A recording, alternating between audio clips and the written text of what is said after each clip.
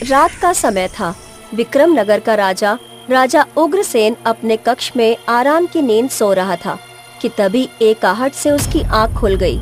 अचानक से वो उठकर बैठ गया। उसने देखा कि उसके बिस्तर के पास एक नकाबपोश हाथ में तलवार लिए हुए खड़ा था। कौन हो तुम और तुम मेरे कक्ष में कैसे आए? तभी वो नकाबपोश हाथ में तलवार लिए हुए वहाँ से भाग गया। राजा उग्रसेन अपने कक्ष से दौड़ता हुआ बाहर जाकर इधर उधर देखने लगा, मगर उसे कोई नहीं दिखाई दिया। लगता है वो नकाबपोश मेरी हत्या करने के इरादे से मेरे कक्ष में आया था। या तो वो मेरे किसी शत्रु का भेजा हुआ हो सकता है जो महल की सुरक्षा को भेद कर मेरे कमरे में घुसाया, या फिर मेरा ही कोई अपना जो मेरा छुपा हुआ दुश्मन हो सकता है। अगले दिन राजा उग्रसेन अपने दरबार में मंत्री जगन्नाथ से बोले, मंत्री जगन्नाथ, कल रात एक नकाबपोश मेरे कक्ष में आया था। उसके हाथ में तलवार थी।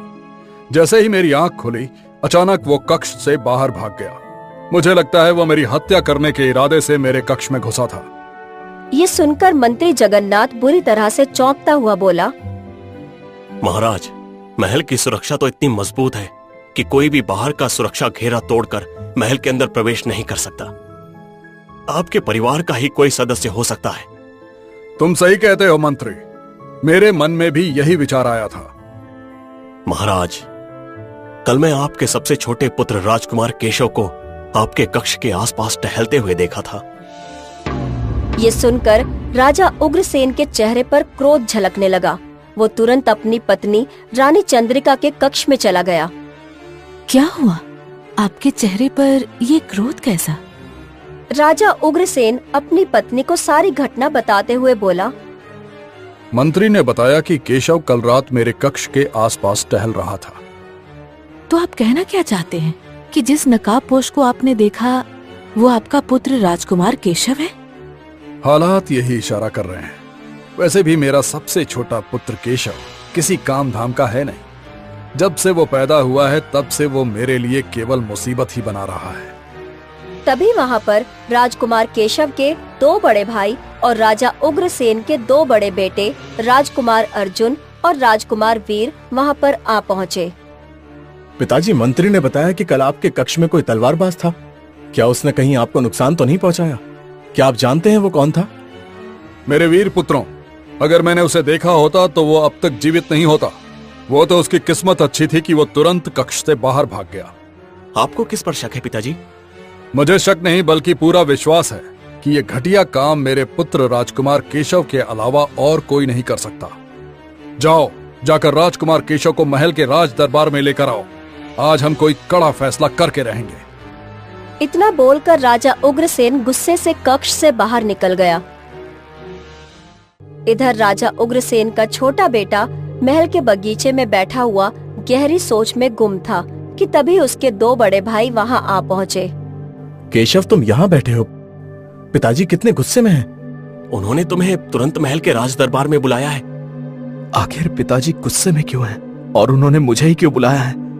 राजकुमार केशव की बात सुनकर वीर सिंह उसे सारी घटना बताते हुए बोला, केशव, पिताजी के ऊपर कल रात किसी ने हमले का प्रयास किया। वो तो अच्छा हुआ कि पिताजी की आंख खुल गई और उनको शक है कि वो नकाबपोश तुम थे। ये सुनकर केशव बुरी तरह से चौंक पड़ा।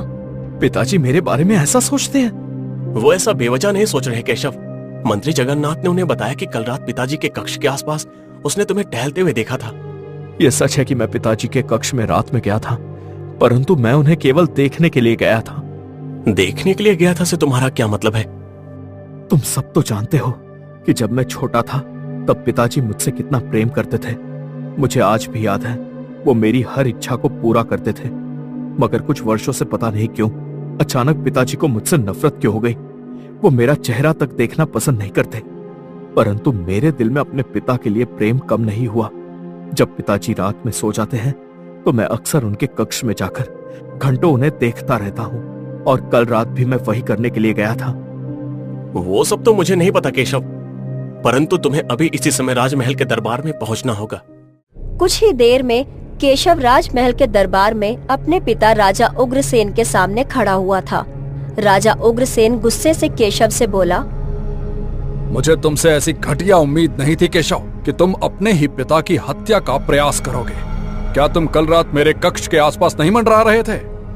पिताजी, ये सच है कि मैं आपके कक्ष में कल रात गया था, परंतु मैं कल रात ही नहीं बल्कि हर रात आपके कक्ष में जाता हूं, क्योंकि मैं आपको देखे बगैर सो नहीं सकता। बकवास बंद करो केशव। सच तो यह है कि तुम मेरे पुत्र के नाम पर कलंक हो। केशव, मैं तुम्हें अभी और इसी वक्त अपने राज्य से, अपने वंश से बेदखल करता हूं। आज से तुम आम प्रजा की तरह अपना जीवन व्यतीत करोगे। जाओ, इसी वक्त यहां से निकल जाओ।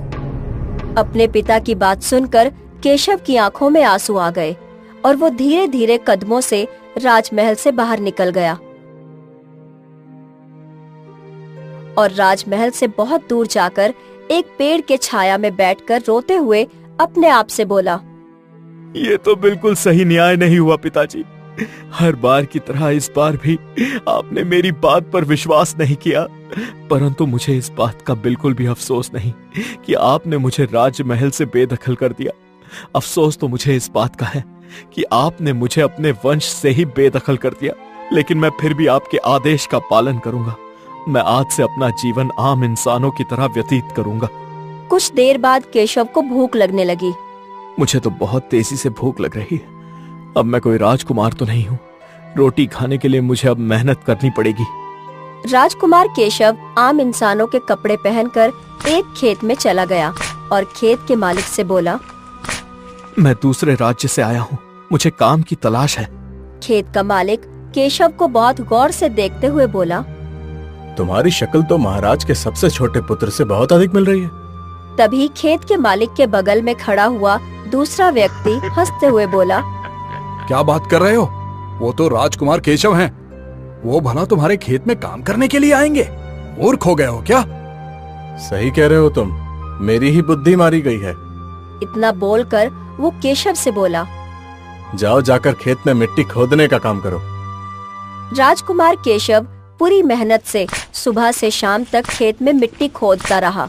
शाम को खेत के मालिक ने कुछ मुद्राएं देकर केशव को विदा कर दिया।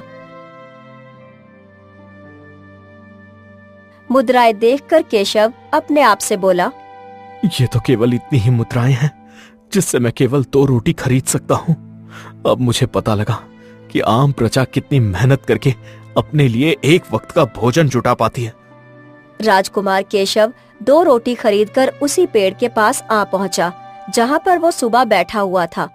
केशव रोटी को खाने ही वाला था कि तभी एक गंदा और मैला दिखने वाला व्यक्ति वहां आ पहुंचा और केशव से बोला, मैंने कई दिनों से कुछ नहीं खाया, क्या तुम मुझे खाने के लिए रोटी दे सकते हो? मेरे पास केवल 2 रोटियां हैं, इसमें से एक तुम ले लो। एक मैं खाकर अपनी भूख शांत कर लेता हूँ। नहीं, मैं 2 रोटी खाता हूँ। एक रोटी से मेरे पेट की भूख नहीं मिटेगी। तुम मुझे अपनी दोनों रोटी दे दो। अगर मेरी दोनों रोटियां खाकर तुम्हारे पेट की भूख शांत हो सकती है तो ये तुम खा लो। लो। केशव ने इतना कहा ही था कि तभी रंग बिरंगी किरणों के साथ वो गंदा और मैला दिखने वाला व्यक्ति एक साधु में परिवर्तित हो गया। साधु आश्चर्य और रहस्यमय अंदाज में मुस्कुराते हुए केशव से बोला, तुम जिस पेड़ के नीचे बैठे हुए हो उस पेड़ के नीचे बैठकर मैं तपस्या करता हूँ। सुबह जब तुम अकेले में बातें कर रहे थे तब मैं पेड़ के पीछे से तुम्हारी बात सुन रहा था। मैं जानता हूं कि तुम राजा उग्रसेन के सबसे छोटे पुत्र राजकुमार केशव हो। मैं देखना चाहता था कि तुम्हारे मन में दूसरों के प्रति इंसानियत है या नहीं, इसलिए मैंने तुम्हारी छोटी सी परीक्षा ली थी जिसमें तुम उत्तीर्ण हो गए। अब मैं कोई राजकुमार नहीं हूँ साधु महाराज, मैं केवल एक आम व्यक्ति हूँ। नहीं, तुम ही असली राजकुमार हो और तुम ही अगले राजा बनोगे, परंतु राजा बनने के लिए तुम्हें एक कार्य करना होगा। साधु महाराज, जब आपने सुबह सब कुछ सुना ही था तो आप जान गए होंगे कि मेरे पिताजी मुझे पसंद नहीं करते। तुम्हारे पिताजी तुम्हें इसलिए पसंद नहीं करते क्योंकि उनके ऊपर किसी ने काला जादू किया है। काला जादू? हाँ, काला जादू। उसी काले जादू के असर से तुम्हारे पिता अचानक तुम्हें नापसंद करने लगे। हालांकि पहले वो तुमसे बहुत ज्यादा प्रेम करते थे। अब मेरी बात ध्यान से सुनो। यहां से कुछ दूर व्यापारियों की नगरी है जिसे व्यापार नगरी कहा जाता है। तुम वहां पर चले जाओ। तुम्हें वहां पर 2 व्यक्ति बातें करते हुए मिलेंगे अपने सपने के बारे में। पहला व्यक्ति अपने सपने के बारे में जो कुछ भी बताएगा उसका सपना सत्य होगा तुम उसके सपने में बताए हुए स्थान पर चले जाना। साधु के कहने के मुताबिक केशव व्यापार नगरी की ओर चल दिया। केशव रात भर घनी झाड़ियों को पार करता हुआ सुबह तक व्यापार नगरी के पास पहुंच गया। केशव थककर चूर हो चुका था। उसने देखा कि व्यापार नगरी की सीमा पर 2 व्यक्ति सो रहे थे। केशव उनके सामने स्थित पेड़ के नीचे बैठकर आराम करने के लिए लेटा ही था कि तभी वो 2 व्यक्ति उठ गए और एक व्यक्ति मुस्कुराता हुआ दूसरे से बोला, तुझे पता है मैंने अजीब सपना देखा। हाँ? कैसा सपना? मैंने सपने में देखा कि यहाँ से कुछ दूर जंगल में एक तालाब है। वहाँ पर एक परी स्नान कर रही थी। मैंने उस परी के पंख उठा लिए और जब वो परी स्नान करके बाहर आई तो मुझसे अपने पंख मांगने लगी, मगर मैंने इनकार कर दिया। परी ने कहा कि इसके बदले मैं तुम्हें ऐसी अनमोल वस्तु दूंगी जिससे तुम मीलों का सफर चुटकियों में तय कर सकते हो। ये सुनकर केशव बुरी तरह से चौंक पड़ा और सोचते हुए बोला, साधु महाराज ने कहा था कि पहला व्यक्ति जो सपना बताएगा वही सत्य होगा। इसका मतलब यह है पहले व्यक्ति के हिसाब से आगे कोई वास्तव में तालाब मौजूद है। केशव तुरंत वहाँ से जंगल की ओर बढ़ गया। कुछ ही देर के बाद उसे एक रंग बिरंगी किरणों से चमकता हुआ तालाब नजर आया। केशव ने देखा कि एक सुंदर स्त्री तालाब के अंदर कपड़े पहनकर स्नान कर रही थी। तभी केशव की नजर झाड़ियों पर पड़ी। केशव ने देखा कि झाड़ियों पर बड़े ही सुंदर पंख रखे हुए थे। केशव ने उन सुंदर पंखों को जैसे ही उठाया तभी वो स्त्री तालाब से बाहर आकर केशव से बोली, मैं एक परी हूँ, ये मेरे पंख हैं। तुम मेरे पंख मुझे वापस कर दो। इसके बदले मैं तुम्हें एक ऐसा सोने का जादुई घोड़ा दूंगी जो हमेशा तुम्हारा कहना मानेगा और तुम्हें चुटकियों में कहीं भी पहुंचा देगा। तो फिर मुझे वो घोड़ा दे दो, मैं तुम्हें तुम्हारे पंख वापस कर दूंगा। केशव ने इतना कहा ही था कि तभी रंग बिरंगी किरणों के साथ वहाँ पर एक घोड़ा प्रकट हो गया जो कि पूरा सोने का था। उसके शरीर से रंग बिरंगी किरणें फूट रही थी। ये घोड़ा आज से तुम्हारा हुआ और ये घोड़ा तुम्हारा ही आदेश मानेगा। लाओ मेरे पंख मुझे वापस कर दो। केशव ने उस परी के पंख उसे वापस कर दिए। पंख वापस करते ही परी वहाँ से गायब हो गई। तभी वहाँ पर रंग बिरंगी किरणों से वही साधु प्रकट हो उठा। केशव, अब तुम्हें संगमपुर राज्य जाना होगा। संगमपुर राज्य के महल के बाहर राजा विक्रम अपनी पुत्री के साथ बैठा हुआ है। वहां पर उसने अपनी पुत्री का एक स्वयंवर रचाया है। वहां पर और भी राजकुमार बैठे हुए हैं। राजा विक्रम ने एक अनोखी शर्त रखी है। शर्त के अनुसार जो भी उसकी खानदानी अंगूठी जो कि नीले पहाड़ के ऊपर एक राक्षस के पास है, उस अंगूठी को जो भी राजकुमार लाकर राजकुमारी चंद्रलेखा को पहनाएगा वो अपनी पुत्री का विवाह उसी राजकुमार से करेगा और अपना राज्य भी उसे ही सौंप देगा। तुम्हारे पास ये जादुई घोड़ा है। तुम इसी घोड़े की मदद से आसानी से उस राक्षस से अंगूठी को छीन कर ला सकते हो, क्योंकि वो राक्षस कितना भी शक्तिशाली क्यों ना हो, वो इस घोड़े से ज्यादा तेज नहीं भाग सकता और वो नीले पहाड़ से नीचे कभी नहीं उतर सकता। साधु की बात सुनकर केशव तुरंत उस जादुई घोड़े पर बैठ गया। अचानक ही वो घोड़ा रंग बिरंगी किरणों के साथ होकर सीधे संगमपुर के महल के उस स्थान पर जा पहुंचा जहां पर संगमपुर का राजा विक्रम अपनी पुत्री के साथ बैठा हुआ था। अचानक केशव को सोने के घोड़े पर बैठा हुआ देखकर राजा विक्रम चौंकता हुआ बोला, कौन हो तुम? मेरा नाम केशव है। मैं विक्रम नगर के महाराज राजा उग्रसेन का सबसे छोटा पुत्र हूँ। मैं आपकी पुत्री के साथ विवाह करना चाहता हूँ। मैं अपनी पुत्री का विवाह केवल उसी राजकुमार से करूंगा जो मेरी खानदानी अंगूठी को नीले पहाड़ के राक्षस के इलाके से लाकर मेरी पुत्री को पहनाएगा। जहाँ तक मैं जानता हूँ तो वो राक्षस नीले पहाड़ से नीचे नहीं उतरता। तो फिर आपकी खानदानी अंगूठी उस राक्षस के पास क्या कर रही है? बरसों पहले हमारे पिता हमारी माँ को नीले पहाड़ पर घुमाने के लिए ले गए थे और वो अंगूठी वहीं गिर गई थी। हमारे पिता ने उस अंगूठी को बहुत ढूंढा मगर वो नहीं मिली। कुछ समय बाद पता लगा कि वो अंगूठी एक राक्षस उठाकर ले गया है। वो अंगूठी चमत्कारी अंगूठी थी जिसे एक साधु ने भेंट की थी। उस अंगूठी के बगैर हमारी पुत्री का विवाह नहीं हो सकता। उसके बगैर अगर हमारी पुत्री किसी से भी विवाह करेगी तो उसकी मौत हो जाएगी। इसीलिए हमने ऐलान किया है कि हम अंगूठी लाने वाले को अपना राज्य भी दे देंगे। आप यहीं रुकिए महाराज, मैं कुछ ही क्षणों में अंगूठी लेकर आपके सामने आ जाऊंगा। इतना बोलकर केशव अपने जादुई सोने के घोड़े से बोला, मुझे उस स्थान पर ले चलो जहां पर महाराज विक्रम की खानदानी अंगूठी मौजूद है। अचानक जादुई सोने का घोड़ा रंग बिरंगी किरणों के साथ वहां से गायब हो गया।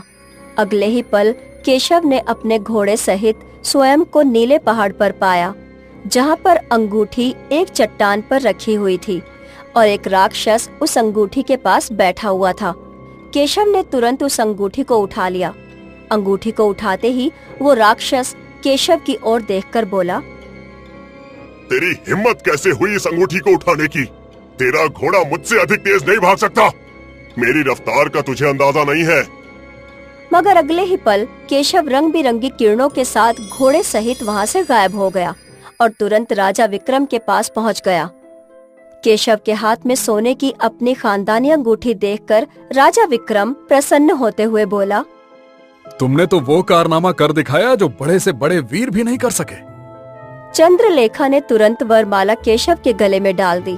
तभी वहां पर साधु प्रकट हो उठा और अशोक से बोला, तुम्हें अपनी पत्री चंद्रलेखा को लेकर अभी इसी समय अपने महल में जाना होगा। वहां पर तुम्हारे दोनों भाई पिता के साथ बैठे हुए हैं। उन दोनों ने फिर से अपने पिता की हत्या की योजना बनाई है। ये सुनकर केशव पूरी तरह से चौंक पड़ा। ये क्या कह रहे हैं आप? मैं बिल्कुल सही कह रहा हूँ केशव। कुछ दिन पहले तुम्हारे पिता के कक्ष में जो तलवारबाज आया था, वो उनकी हत्या के इरादे से ही आया था। वो कोई और नहीं बल्कि तुम्हारा बड़ा भाई राजकुमार अर्जुन है। तुम्हारे दोनों भाई गलत रास्ते पर चल पड़े हैं और उन्हें गलत रास्ते पर ले जाने वाला कोई और नहीं बल्कि तुम्हारा मंत्री जगन्नाथ है। तुम्हारे दोनों बड़े भाई उसके बहकावे में इसलिए आ गए क्योंकि वो तुमसे नफरत करते थे, क्योंकि तुम्हारे पिता सबसे ज्यादा तुम्हें प्यार करते थे। तुम्हारे दोनों बड़े भाइयों को डर था कि कहीं तुम्हारे पिता तुम्हें ही राजा घोषित ना कर दें। मगर तुम्हारे दोनों बड़े भाई भी इस बात को नहीं जानते कि मंत्री जगन्नाथ की नजर भी उनसे पहले राज्य की गद्दी पर है। जैसे ही तुम्हारे पिता राजा उग्रसेन मारे जाएंगे, मंत्री जगन्नाथ तुरंत तुम्हारे दोनों भाइयों को भी मरवाकर राज्य पर अपना कब्जा कर लेगा। मैं तुम्हें कभी भी इस रहस्य के बारे में नहीं बताता क्योंकि मैं सांसारिक बातों में दखल नहीं देता, परंतु मुझे तुम्हारा स्वभाव बहुत ही पसंद आया। देर मत करो, जैसे ही तुम महल में पहुंचोगे, तुम्हारी पत्नी चंद्रलेखा के हाथों में अंगूठी चमकने लगेगी। इस अंगूठी की खासियत यह है कि इसकी किरणें हर उस मनुष्य पर पड़ने लगती हैं जिस मनुष्य के ऊपर काला जादू किया गया होता है। इसकी किरणें पड़ते ही तुम्हारे पिता के ऊपर से काला जादू समाप्त हो जाएगा और वो तुम्हारी बात पर विश्वास करेंगे। साधु की बात सुनकर चंद्रलेखा तुरंत केशव के घोड़े पर बैठ गई और घोड़ा तुरंत वहां से गायब हो गया। अगले ही पल केशव अपनी पत्नी के साथ अचानक से अपने महल आ पहुंचा, जहां पर राजा उग्रसेन अपने दो बड़े बेटों के साथ बैठा हुआ था। अचानक से महल के अंदर सोने का घोड़ा और उस पर सवार केशव और एक सुंदर स्त्री को देखकर राजा उग्रसेन बुरी तरह से चौंक पड़ा। केशव अपनी पत्नी के साथ घोड़े से नीचे उतर गया। अचानक उसकी पत्नी की अंगूठी से रंग बिरंगी किरणें निकलकर राजा उग्रसेन के चेहरे पर पड़ने लगी। अगले ही पल राजा उग्रसेन को ऐसा महसूस होने लगा मानो कि उसके शरीर से बहुत भारी भार उतर गया हो। केशव तुरंत अपने पिता से बोला, पिताजी, कुछ दिन पहले जो तलवारबाज आपके कक्ष में आया था, वो तलवारबाज नहीं बल्कि बड़े भैया अर्जुन थे। इतना बोलकर केशव अपने पिता को सारी घटना बताने लगा। तभी वहां पर वही साधु रंग बिरंगी किरणों के साथ प्रकट हो गया और राजा उग्रसेन से बोला, तुम्हारा पुत्र सही कह रहा है। राजा विक्रम गुस्से से अपने मंत्री जगन्नाथ और अपने दोनों बड़े पुत्रों को देखने लगा। जगन्नाथ तुरंत डरता हुआ राजा से बोला, मुझे क्षमा कर दो महाराज, मुझसे बहुत भारी भूल हो गई। दरअसल मैं आपके दोनों बेटों से आपकी हत्या करवाना चाहता था और स्वयं राजा बनकर जीवन बिताना चाहता था। आपके दोनों बड़े बेटों को मैंने ही एक तांत्रिक के पास भेजा था और आपके ऊपर काला जादू करवा दिया था ताकि आप अपने सबसे छोटे पुत्र केशव से नफरत करने लगे, क्योंकि केशव अपने दोनों बड़े भाइयों से अधिक बलवान और चतुर था। उसके रहते मैं आपकी हत्या नहीं करवा सकता था। लेकिन एक सच ये भी है महाराज कि आपके दोनों पुत्र आपके छोटे भाई से शुरू से ही नफरत करते आए हैं। ये सुनते ही राजा उग्रसेन ने मंत्री जगन्नाथ और अपने दोनों बड़े बेटों को कारागार में डलवा दिया। केशव दोनों राज्यों का राजा बन गया और अपनी पत्नी के साथ सुखी जीवन बिताने लगा।